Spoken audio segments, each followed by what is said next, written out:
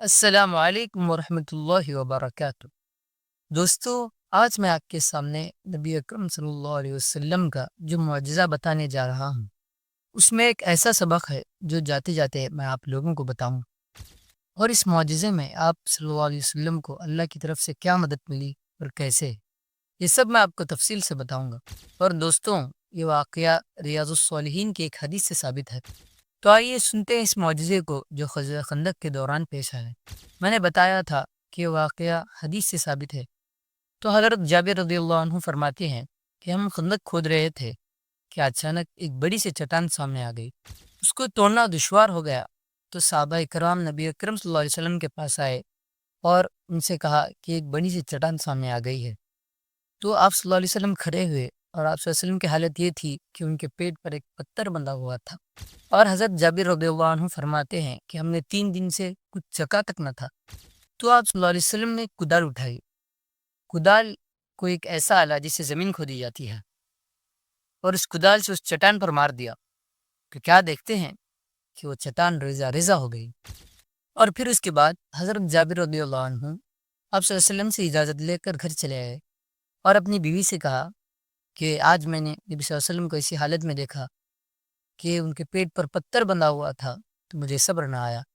تو اپنی بیوی سے پوچھا کہ گھر میں کچھ کھانے کو ہے؟ تو بیوی نے کہا کہ کچھ آٹا ہے اور ہماری وہ پالتو بکری۔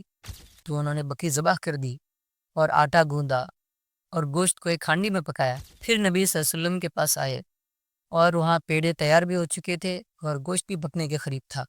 اور آپ صلی اللہ علیہ وسلم سے کہا کہ اے اللہ کے نبی، میرے پاس تھوڑا سا کھانا ہے جس کو آپ اور 1 یا 2 صحابہ کھا سکتے ہیں۔ تو اللہ کے نبی صلی اللہ علیہ وسلم نے پوچھا کتنا کھانا ہے؟ تو انہوں نے بتا دیا۔ تو پھر انہوں نے آپ صلی اللہ علیہ وسلم نے کہا کہ یہ تو بہت ہے اور پاک بھی ہے۔ تو آپ صلی اللہ علیہ وسلم نے کہا کہ اپنی بیوی سے جا کر کہو کہ اس ہانڈی کو چولہے سے نہ اتارے اور روٹیوں کو تنور سے نہ نکالے جب تک کہ میں نہ آ جاؤں۔ پھر آپ صلی اللہ علیہ وسلم نے جتنے صحابہ موجود تھے سب سے کہا کہ کھڑے ہو جاؤ اور چلو۔ تو اپنے گھر چلے گئے اور اپنی بیوی سے کہا کہ میں نے تو صرف آپ صلی اللہ علیہ وسلم کو بلایا تھا، لیکن آپ صلی اللہ علیہ وسلم تو مہاجروں اور انصاروں کو بھی ساتھ لا رہے ہیں۔ تو بیوی نے کہا کہ آپ صلی اللہ علیہ وسلم نے آپ سے کھانے کی مقدار کے بارے میں پوچھا تھا؟ تو انہوں نے کہا ہاں۔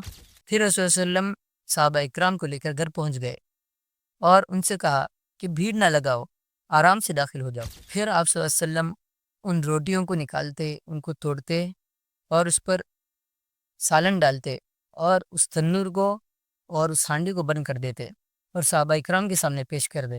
پھر رسول اللہ علیہ وسلم اس تنور کو کھولتے، روٹیاں توڑ کے پلیٹ میں ڈالتے، پھر سالن کو اس پر ڈال دے، پھر اس کو ڈھانپتے۔ اس طرح تمام صحابہ اکرام نے کھا لیا۔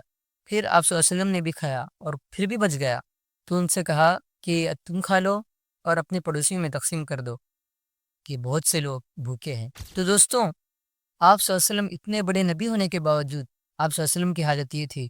تو آج ہم اپنے آپ کو دیکھیں، ہم 3 وقت کا کھاتے ہیں لیکن پھر بھی اللہ کی ناشکری میں لگے رہتے ہیں۔ ہمیں چاہیے کہ ہم ان واقعات سے عبرت حاصل کریں۔ تو دوستو، یہ تھا آج کا ہمارا واقعہ۔ تو ملتے ہیں اگلی ویڈیو میں غزوہ خندق کی مکمل واقعے کے ساتھ۔ تب تک کے لیے اللہ حافظ۔